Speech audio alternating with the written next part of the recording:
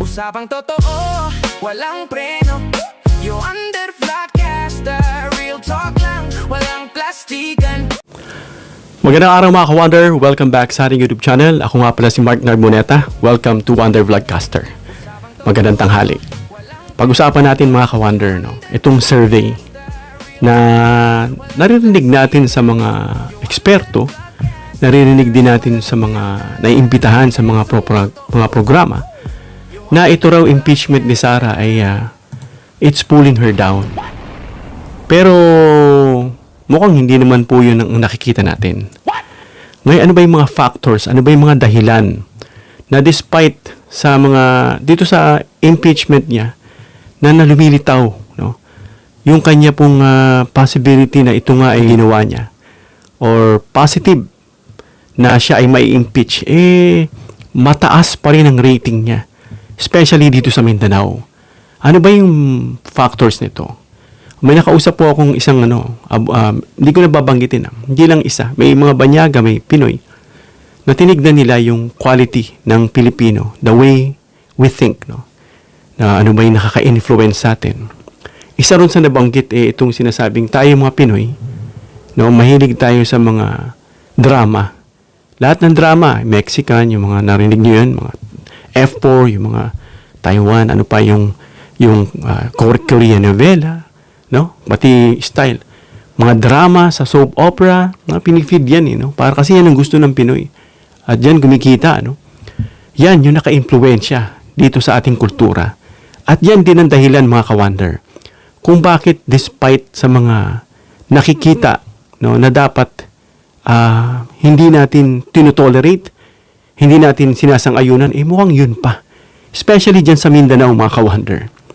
No, ating pag-uusapan ngayon ay itong bakit ang taas ng survey ni Sara Duterte. Of course, the survey has something to do, again, dun sa pagkakabanggit ko, with the traits, with the background ng Pinoy kultura. No, how we are developed dun sa mga nai-input sa atin. No? Alam nyo yung computer process, input, process, and then output. Diba? Hindi na natin nakikita rin yung input, process, filter, and then output. Output, dalawa. Either i-exercise, i-practice, and then i-trash yung hindi dapat. So, yan yung pag-usapan natin. Bakit ang taas? Itong si Sara Duterte, mga ka-Wonder, no? Although hindi naman ito hindi naman pa eleksyon, malayo pa yung eleksyon. Pwede pa magbagong lahat. Pero dito sa isinagawa ng Pulse Asia na malamang sinasabi natin lagi na I myself, no, na of course nasasabi ko rin because of what I heard from PBBM, from Lapid, no, and others. Pero meron ang titignan natin, mga ka-Wonder, ay itong mga Pinoy, yung mga response nila. Huwag na natin i-check kung ito ba'y totoong survey o hindi. Kasi yung bilang, mga ka-Wonder, talagang mapapawaw ka na lang mapapawaw ka, mga ka-Wonder, kung bakit ang taas despite ng nalilitis dito. Na talagang dito pa lang sa grave threat durug na itong defense ni Sara Duterte. And yet, ang taas ng rating niya, mga ka-Wonder, grabe. No? Sa mga region na na-research natin, dito sa Mindanao, actually dito nakalagay si Sara 87%. But based dun sa mga taga Mindanao na nakausap ko, kasi halo-halo yung mga nakakausap ko, Luzon, Visayas, and Mindanao, Sara gathered, but not all we're not talking about the entire region, but the entire region, but there are regions na malakas siya. 90% pa nga siya. No? Pero overall, na pag-uusapan natin, sa region ng Mindanao, tumatabo itong si Sara Duterte with 87%, mga ka-Wonder, grabe. No? While Leni Robredo, ang layo. 8% lang nakikita natin dito. 8%. Si Raffy Tulfo, 2%. Grabe. Sobrang baba.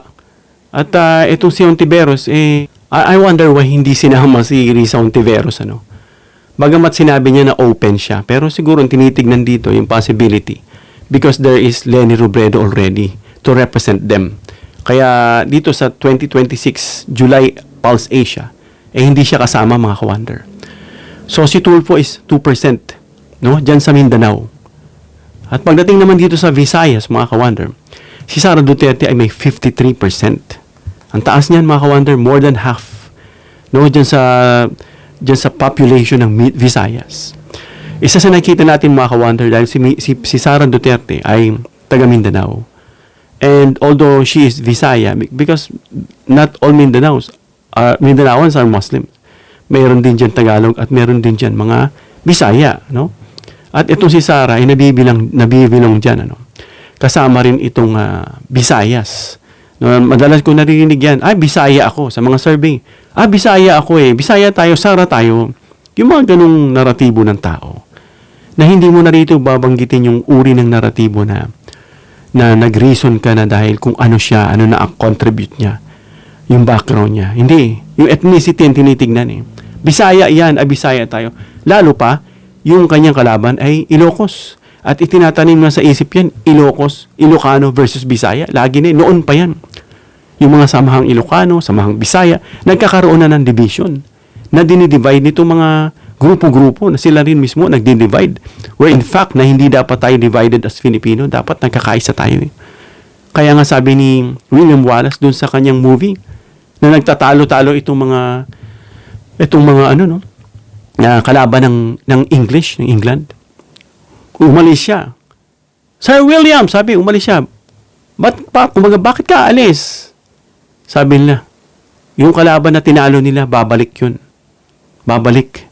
Bakit? Dahil nakita nga, hindi nagkakaisa itong mga taga-Scots, taga-Ireland, Irish, or Scottish, no? Hindi sila nagkakaisa. At yung iba pang kalaban nitong English, babalikan sila. The same thing dito sa atin. Nagkakaroon tayo ng pinapangkat-pangkat natin yung sarili natin. No? Hindi natin iniisip na yung dapat tayo magkaisa dahil tayo ay nakatira sa isang bansa. No? Kagaya yung mga ethnicity na yan, tigil-tigilan na natin yan. So mga survey, nalulungkot ako eh. Pag yan ang naririnig ko mga ka-wonder, grabe. Bisaya ako Sara tayo. Hindi, Duterte talaga ako eh. Ganun yung mga rason mo. Hindi mo tignan yung ating bayan. Although mamaya pag-usapan natin yan kung bakit. And then dito sa Luzon nga, medyo balanse naman mga ka-wonder yung nakita natin. At balikan natin itong Visayas mga ka-wonder, 53% nga itong si Sara Duterte. At pagdating dito kay Leni Robredo, 27%. Halos kalahati pa rin. At dito kay Tulfo, 10%. Bagamat si Tulfo kasi nagsabi mga ka-wonder na hindi siya tatakbo. Pero hindi ko maintindihan kung tatakbo ba siya o hindi talaga. At pagdating dito sa Luzon, medyo balanse kasi nahati rito eh. Hindi ito although hindi tayo puro Manileño rito, no? Tayo dinadali dito ng mga Bisaya, ng mga Mindanao. Kaya dito mga ka-wonder, si Sara ay 31%. No? At pagdating kay Leni, 31% na hindi pa yan nagsasabi na tatakbo siya at hindi pa yan nangangampanya. Kaya medyo malayo pa mga ka-wonder, pwede ba tayong humabol? Except lang dito sa Mindanao, but I'm not saying na lahat yan is talagang pro-Sara. At hindi natin sinabi na buong region dyan ay sinurvey nitong Pulse. No? Ito ay certain number of people lang. At pagdating dito mga ka-wonder, kay Erwin, 20%. Umangat-angat siya ng kalahati from Visayas. At pagdating of course dito sa Metro Manila, itong NCR, si Sara ay 39%. Si Leni naman is 38%. Habang si Tulfo ay bumaba ng 4%, 16%. Kaya mga ka-wonder, kita natin na nangunguna itong si Sara Duterte. Kung titignan natin, lamang siya by far ng 79% dito kay Leni Robredo, mga ka-wonder. Grabe. Although malayo pa naman, 28, we still have 1 year mahigit, no? At nililitis pa dyan sa impeachment. Lalo na pag yan ay na-acquit, tapos na yung match sa chess. No? Alam na natin. At pagdating naman dito kay Tulfo, ang layo, 85% ang lamang ni Sara. Diyan sa Mindanao. Ano? Pagdating naman sa Visayas, 53% si Sara, ang lamang niya kay Leni.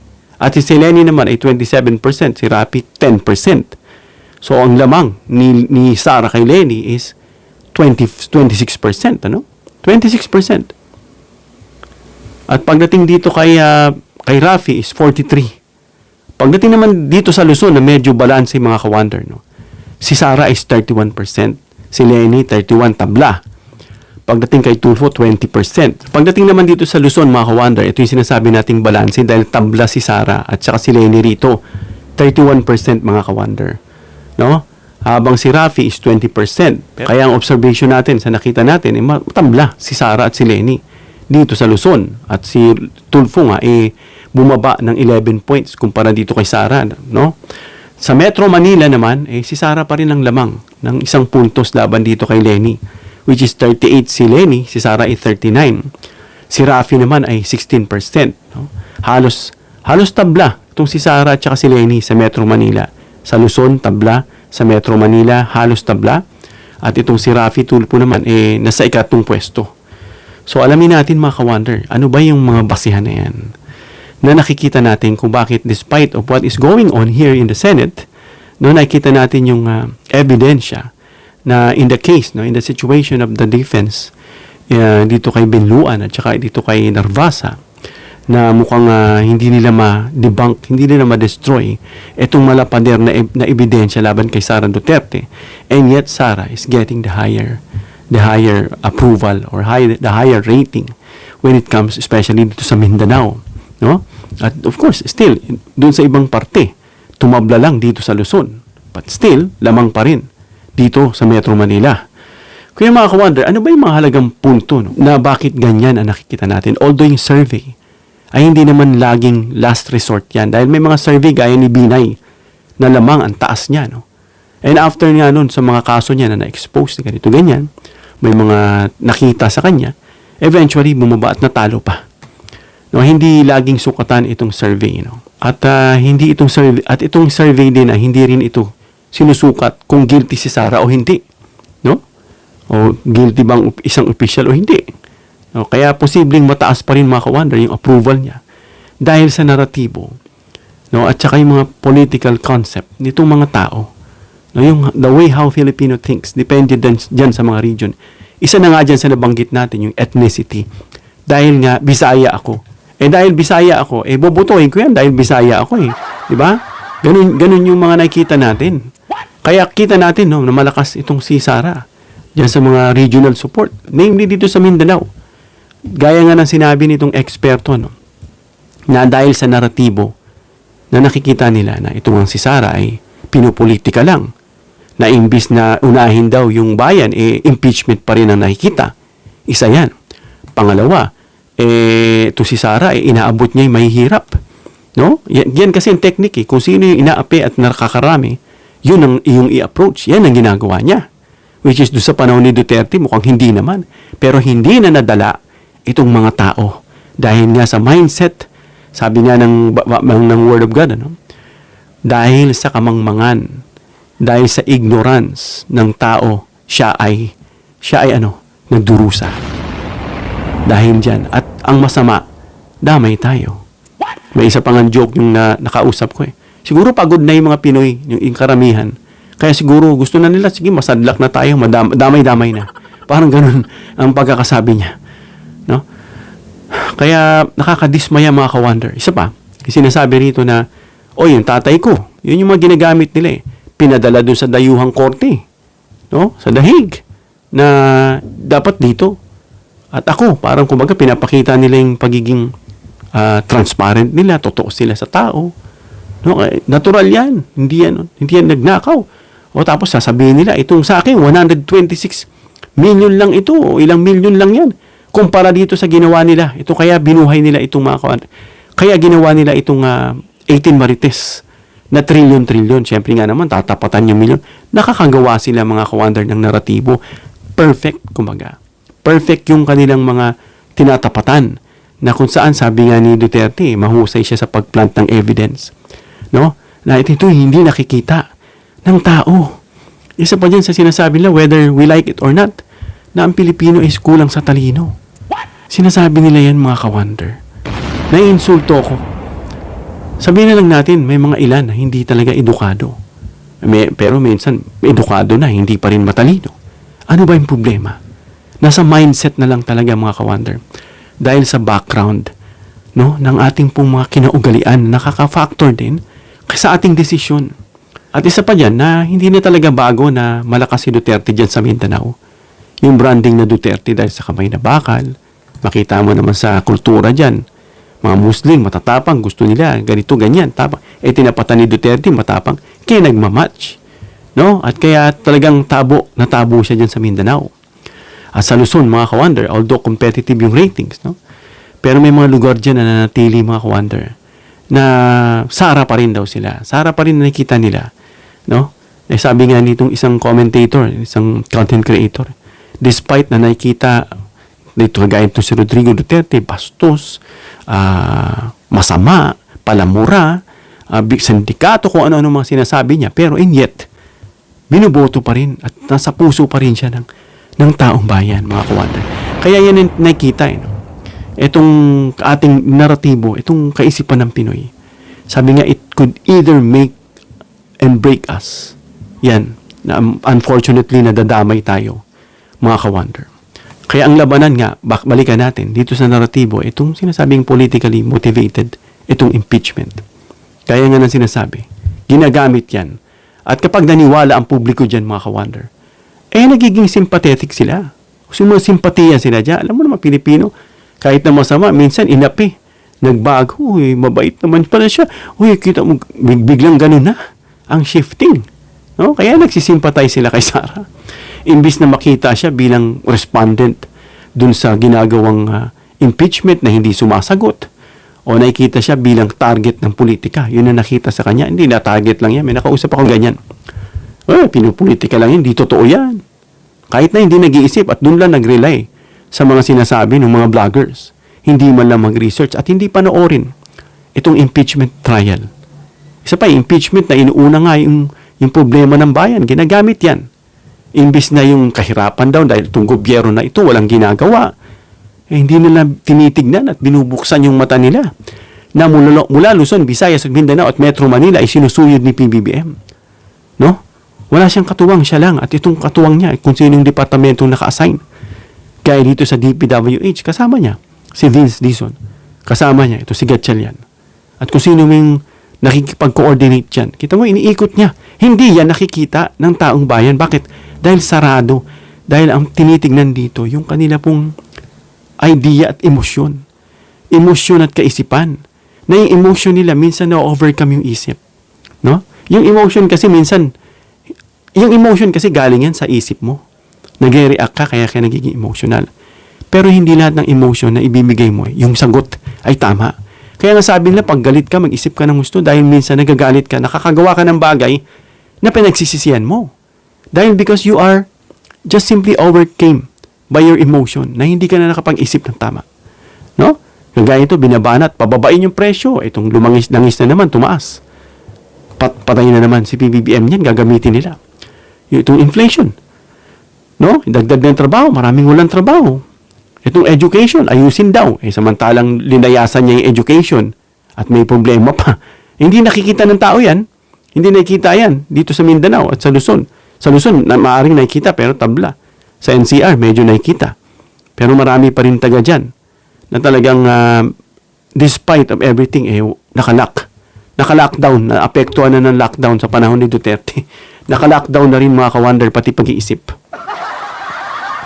No? Yung healthcare, nakita dyan, ano? Pati itong generic kahirapan. Yan yung ginagamit dyan. Na nakita nitong mga tao na mahirap pa rin sila. Na isinisisi nila sa gobyerno. No? Binibigyan na nga tayo ng mga kapakinabangan, yakap, tupad, ano pa, AX, kung ano-ano pa. Na yan ay binabanatan nila, na yan ipansamantala lang daw.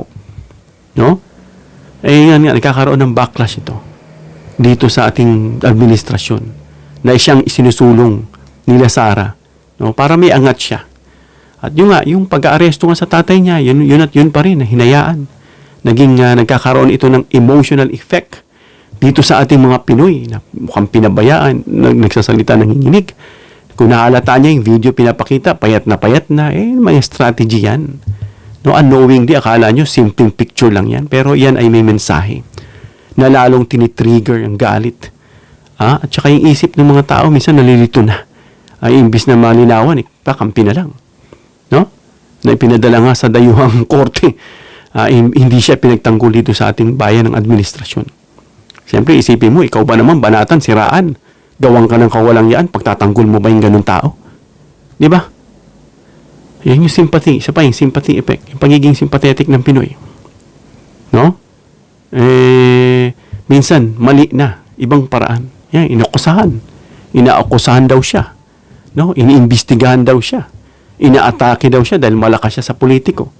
Yun, yung mga pagkakataong yan, mga ka-wonder, na mas naaawa ang publiko. No? Mas naaawa. Kasi ganyan tayo, yung ating human trait. No? Na maawain, mahabagin. Mas lalo silang susuporta. Yan ang nakikita dyan. Imbis na magalit, mahahabag. At pag nahabag, lalo susuporta, mga ka-wonder. Kaya malakas pa rin yung sinasabing Duterte brand. No? Hindi lang kasi si Sara ang tinitigyan nila dyan eh. Binabalikan nila itong tatay.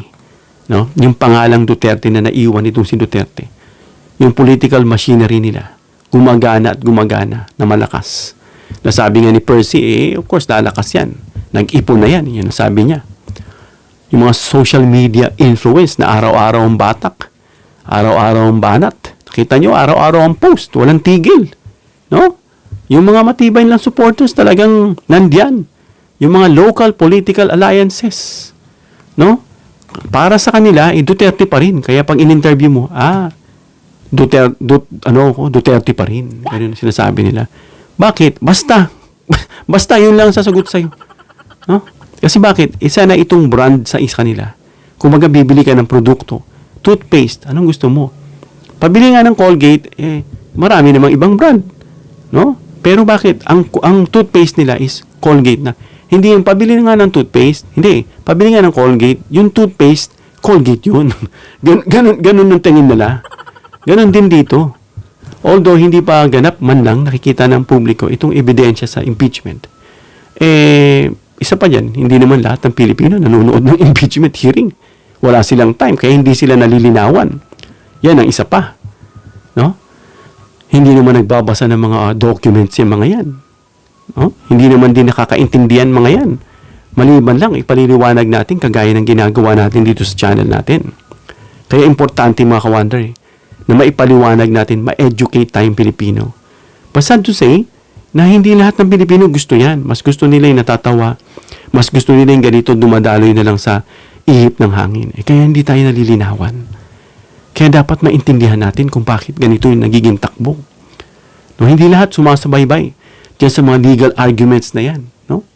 Mas marami yung nakikita nila yung mga natapos na impeachment, yung mga clips na kinuha, na pabor sa kaganito, ganyan. Yun na lang, yung mga Facebook post, yung mga nakalagay sa TikTok videos na hinighlight na kinampihan na yung depensa, pinuri na si Sara, yung mga ganun na nakikita nila. Hindi sila sumusubaybay doon sa buo para maunawaan nila. Yung mga YouTube commentaries, kagaya nitong ginagawa natin, nawa panoorin. No? At yung confirmation, of course, yung mga bias dyan.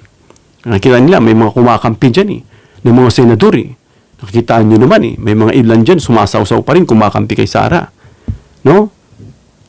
Kaya natural sa tao mga ka-wonder, no? Yung paniwalaan yung impormasyon. Natural yan. At sumang-ayon. No? Dahil yun yung kanilang paniniwala. No? At tanggihan yung mga impormasyon na laban dito kapag narinig pa lang yung binabalata. Ay, hindi! Wala ka na, nakalak na.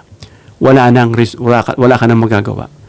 Kaya pagod na ang publiko mga ka-wonder sa sinasabing political conflict. Kaya kung sino yung bago, yun na lang bago. At kung sino yung nakita nila na gusto nila, no, na nag-match sa gusto nila, na hindi na nila tinitignan yung negative side, yun na lang, yun at yun na lang. No, kaya wala na tayong magagawa dyan. Dahil ang tinitignan nila dyan, yung ibinabanat dyan, nito ni Sara, kung napapansin nyo, walang gobyerno rito, walang trabaho. Anong nangyari? Hindi na nagtatrabaho si BBM. Yun yung mga maririnig mo.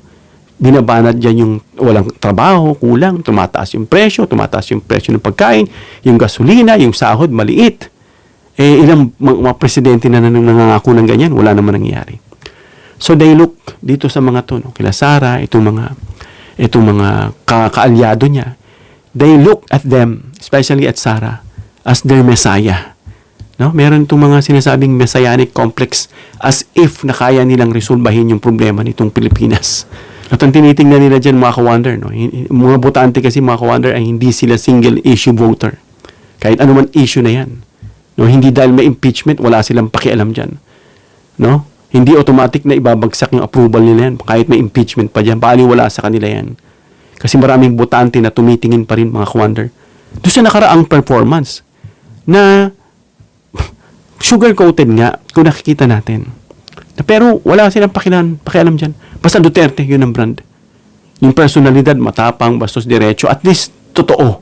Yun ang sinasabi nila. Hindi raw plastic at paimbabaw gaya nitong mga sinasabi nila ngayon. Mga elitista yan eh. Kaya ayaw nila. Allergic sila dyan. Mga mayayaman yan, tinan mo. Mga elitista nakaupo. Technocrats. Ayun ang gagamitin nila dyan. No? Bisaya tayo eh, pati ethnicity. Yung image, leadership, malakas, matalino, patayin niya, basta pag saluhin ko, yun yung nakatatak sa kanila.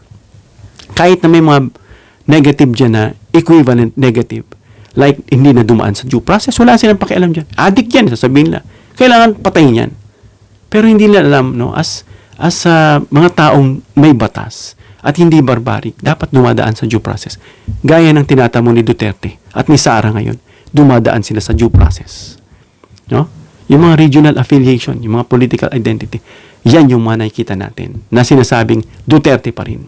Kaya yan ang naratibo, mga ka-wonder, na mataas yung survey ni Sara. Of course, damay na rin si Robin, no? Na despite na sinasabihang bobo, walang alam, boy silly, meron pang isa ako narinig na binabansagan siyang unggoy nana ba yan? Kung ano nang tinatawag. And yet, mataas pa rin siya sa rating. No? 1 or 2 siya. Naglalaro sa 2. Compare dito kay Vico na kung i-compare mo naman sa performance, itong si Vico talagang nakita mo dyan yung ginawa niya sa Pasig at yung background niya at yung kanyang imahe. No? Nasabi nga niya kung i-compare mo dito kay Robin, nalayo. And yet, si Robin naglalaro sa either first or second. Bakit? Yun ang tanong. Bakit Pinoy? Bakit Pilipinas? Bakit ganyan tayo mag-isip? Gusto ba nating isadlak ang ating bansa sa paghihirap? Hindi natin sinasabing guilty na itong si Sara. Hindi natin sinasabing i-impeach na yan. Hindi pa tapos ang impeachment. Pero ang sinasabi natin dito, yung ating ugali, yung ating mindset, na dapat hindi tayo ganun. Na hindi tayo nakatingin sa isang tao as if siya yung Messiah. Titignan natin yung background, yung nagawa at ginagawa. Yun ang ating titignan. Kasi bakit? Kung yun ang nagagawa at ginagawa niya sa ngayon, how much more kapag yan ay nasa posisyon. Yung mga ganun tingnan natin. At tingnan din natin yung nagawa dito sa administrasyon na ito. Na wag naman natin sabihin na walang ginagawa. Napakahirap nung dahil galing talaga tayo tumataas ng tumataas dahil nga sa mga nakaraang administrasyon na rin. At yan ay inaayos lang. Kumbaga isang bahay na nasisira na, bumabagsak na dahil sa sobrang bigat na nakapatong, tinatanggal yung mga bigat. Tinatanggal muna yung mga bibigat. And then unti-unting nire-reconstruct. Kaya ganyan po isipin natin mabuti. No? Para tayo ay sama-samang umunlad. Tanggalin natin yung barricade, yung invisible wall, yung mga hadlang para lumago tayo mga kababayan, ka-wonder. Hanggang dito lang tayo mga ka-wonder. Comment down below your opinion para mabasa at ma-reactionan. Please give me a thumbs up if you like this video para ma-share ni YouTube sa iba pang viewers. Please share this video para malaman natin yung mga factors kung bakit despite na impeachment, kung bakit na despite dito sa impeachment na nangyayari sa Senado ay mataas pa rin ang rating ni Sara at maging itong si Robin. Please subscribe, hit the notification bell icon and choose all bilang suporta sa aming mga content creators. Hanggang sa muli mga ka-wonder. God bless.